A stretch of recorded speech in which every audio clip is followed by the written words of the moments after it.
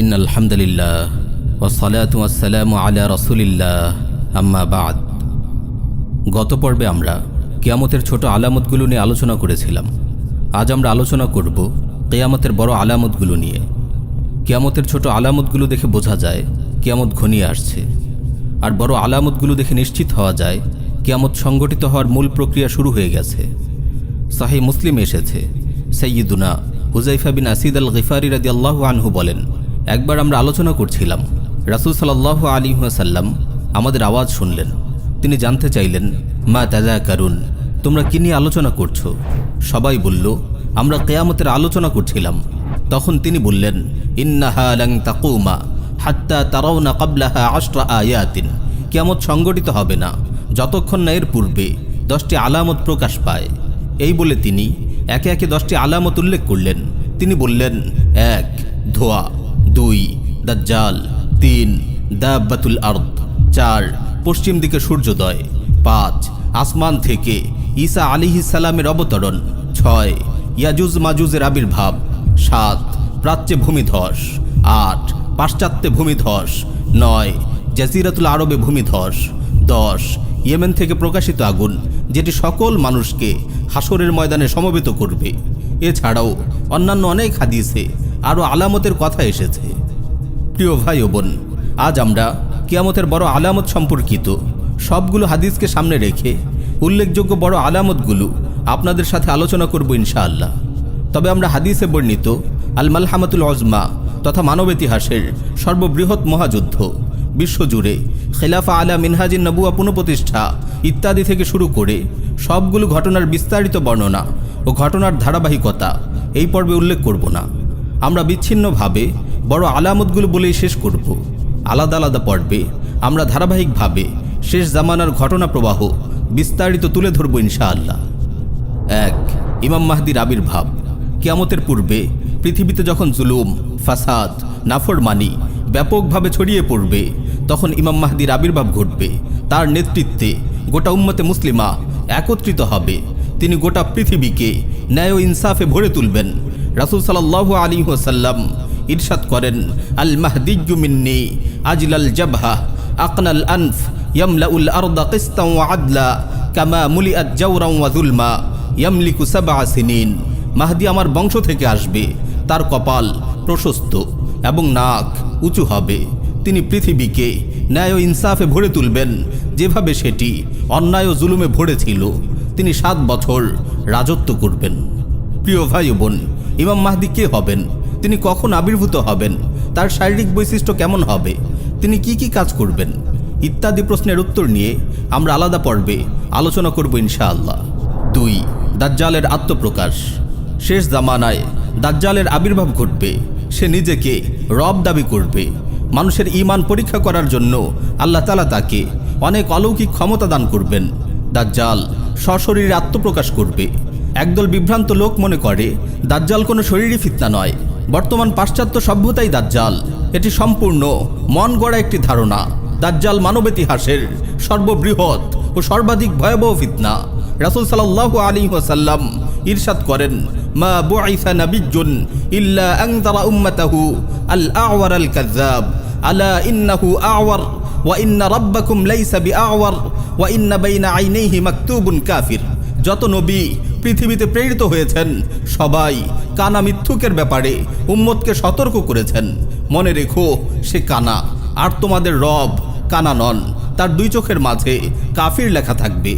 এখানে রাসূল সাল্লাল্লাহু আলাইহি ওয়াসাল্লাম কানা মিথ্যুক বলে দাজ্জালের কথা বুঝিয়েছেন। দাজ্জাল নিয়ে আলাদা পর্বে আমরা বিস্তারিত আলোচনা করব ইনশাআল্লাহ। 3 আসমান থেকে ঈসা আলাইহিস সালামের অবতরণ। কিয়ামতের বড় আলামতগুলোর একটি হলো আসমান থেকে ঈসা আলাইহিস সালামের অবতরণ। তিনি সিরিয়ার দামেস্কে অবতরণ করবেন। তিনি এসে দাজ্জালকে হত্যা করবেন। রাসূল সাল্লাল্লাহু আলাইহি ওয়াসাল্লাম ইরশাদ করেন, ওয়াল্লাযী নাফসি বিয়াদিহি লা ইউশিকান্না আন ইয়ানজিলা ফীকুম ইবনু মারইয়াম হাকামান মুকসিতা ফায়াকসিরাস সালিব ওয়া ইয়াকতুলাল খিনজির ওয়া ইয়াদাআল জিজিয়া ওয়া ইয়াফিযাল মাল হাত্তা লা ইয়াকবালাহু আহাদ। সেই সত্তার কসম যার হাতে আমার প্রাণ, সেই সময় সমাগত যখন ঈসা বিন মারইয়াম তোমাদের মাঝে একজন ন্যায়পরায়ণ শাসক রূপে আবির্ভূত হবেন।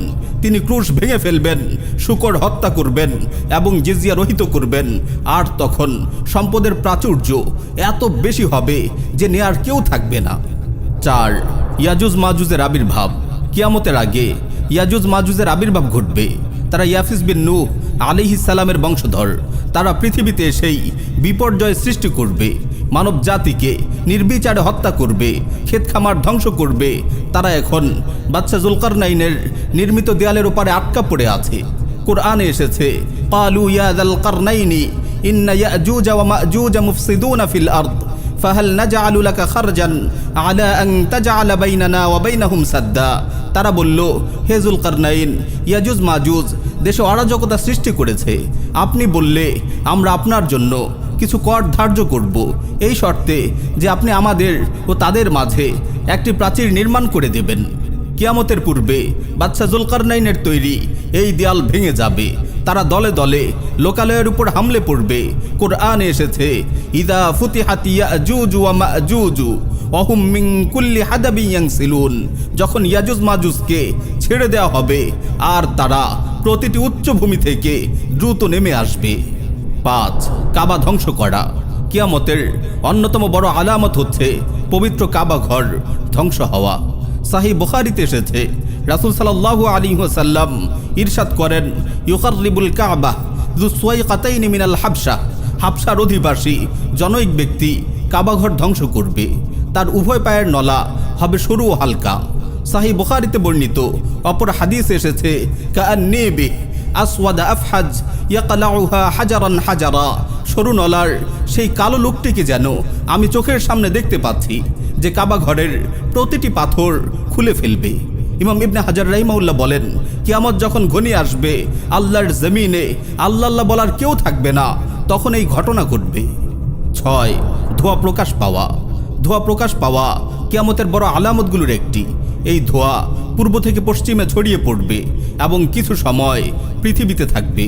কুরআনুল কারীমে আল্লাহ রাব্বুল আলামিন ইরশাদ করেন, ফারতাকিব ইয়াওমা তা'তিস সামাউ বিদুখানিম মুবিন ইয়াগশান নাসা হাযা আযাবুন আলীম। অতএব সেদিনের অপেক্ষা করো যেদিন আকাশ স্পষ্ট ধোঁয়ায় ছেয়ে যাবে, যা মানুষকে ঢেকে ফেলবে। এটি এক যন্ত্রণাদায়ক আযাব।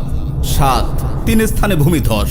আলোচনার শুরুতেই আমরা সহিহ মুসলিমে হুযায়ফা বিন আসিদ আল গিফারি রাদিয়াল্লাহু আনহুর বর্ণিত একটি হাদিস পেশ করেছি, যেখানে কিয়ামতের পূর্বে 3টি ভূমিধসের কথা বলা হয়েছে। একটি হবে প্রাচ্যে, আরেকটি হলো পাশ্চাত্যে, তৃতীয়টি হলো আরব উপদ্বীপে।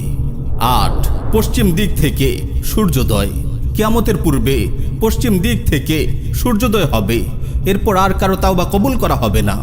রাসূল সাল্লাল্লাহু আলাইহি ওয়াসাল্লাম ইরশাদ করেন, লা তাকুমুস সাআহ হাত্তা তাতলুআ আশ-শামসু মিন মাগরিবিহা ফাইযা রাআহা আন-নাসু আমানা মান আলাইহা ফাযাকা হিন লা ইয়ানফাউ নাফসান ঈমানুহা লাম তাকুন আমানাত মিন ক্বাবল। ততক্ষণ পর্যন্ত কিয়ামত সংঘটিত হবে না যতক্ষণ না পশ্চিম দিক থেকে সূর্যোদয় ঘটে। এই দৃশ্য দেখে পৃথিবীর সব মানুষ ঈমান নিয়ে আসবে, কিন্তু সেটি এমন সময় হবে যখন ইতিপূর্বে ঈমান আনেনি এমন ব্যক্তির ঈমান কোনো কাজে আসবে না। 9. কোরআন উঠে যাওয়া। কিয়ামতের পূর্বে কোরআন উঠিয়ে নেওয়া হবে। সহিহ হাদিস এসেছে, রাসূল সাল্লাল্লাহু আলাইহি ওয়াসাল্লাম ইরশাদ করেন, লা ইউসরায়ান্না আলাল কুরআনি যাতা লাইলা লা ইউতরাকু আয়াতুন ফি মুসহাফ ওয়ালা ফি কলবি আহাদিন ইল্লা রুফিআত। এমন এক রাত আসবে যখন কোরআনের সবগুলো আয়াত তুলে নেওয়া হবে, কোনো মুসহাফে কিংবা কারো অন্তরে একটি আয়াতও থাকবে না। 10. দাব্বাতুল আরদের আবির্ভাব। কিয়ামতের পূর্বে মাটি থেকে একটি প্রাণীর আবির্ভাব ঘটবে।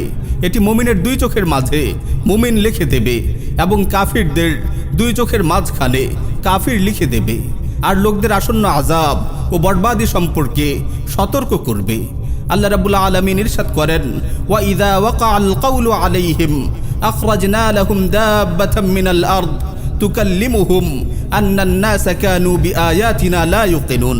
যখন ঘোষিত শাস্তি তাদের নিকটে আসবে, তখন আমি তাদের জন্য ভূমি থেকে একটি প্রাণী বের করব, যেটি তাদের সঙ্গে কথা বলবে, এজন্য যে মানুষ আমার নিদর্শনসমূহ দৃঢ়ভাবে বিশ্বাস করত না। 11 ঠান্ডা বাতাসে মুমিনদের মৃত্যু। কিয়ামতের পূর্বে যখন কুরআন তুলে নেওয়া হবে, ইলম তুলে নেওয়া হবে, তখন এক ধরনের মৃদুমন্দ শীতল হাওয়া প্রবাহিত হবে, যে হাওয়া সকল মুমিনের মৃত্যু ডেকে আনবে। একজন মুমিন অবশিষ্ট থাকবে না, দুনিয়াতে কেবল মন্দ লোকেরাই থেকে যাবে। তাদের উপরই কিয়ামত সংগঠিত হবে। সাহিহ মুসলিমে এসেছে, রাসূল সাল্লাল্লাহু আলাইহি ওয়াসাল্লাম ইরশাদ করেন, ইন্নাল্লাহা ইয়াবআসু রিহান মিনাল ইয়ামান আলয়ানা মিনাল হারির ফালা তাদাউ আহাদান ফি কলবিহি মিন ঈমানিন ইল্লা কাবাদাতহু। আল্লাহ রাব্বুল আলামিন ইয়েমেনের দিক থেকে মৃদুমন্দ এক বাতাস প্রবাহিত করবেন, যেটি রেশমের চেয়েও কোমল। এই বাতাস সকল মুমিনের মৃত্যু ডেকে আনবে। 12 আগুন প্রকাশ পাওয়া। কিয়ামতের সর্বশেষ আলামত হলো আগুন। সুনান আবু দাউদে সহিহ সনদে বর্ণিত হয়েছে, রাসূল সাল্লাল্লাহু আলাইহি ওয়াসাল্লাম ইরশাদ করেন, তাখরুজু নারুম মিনাল ইয়ামান মিন কারি আদান তাসুকুন নাসা ইলাল মাহশার। ইয়েমেনের আদান অঞ্চলের নিম্নভূমি থেকে একটি আগুন বের হবে, যেটি সকল মানুষকে তাড়িয়ে হাসরের ময়দানে সমবেত করবে। ওয়া আখিরু দাওয়ানা আনিল হামদুলিল্লাহি রাব্বিল আলামিন।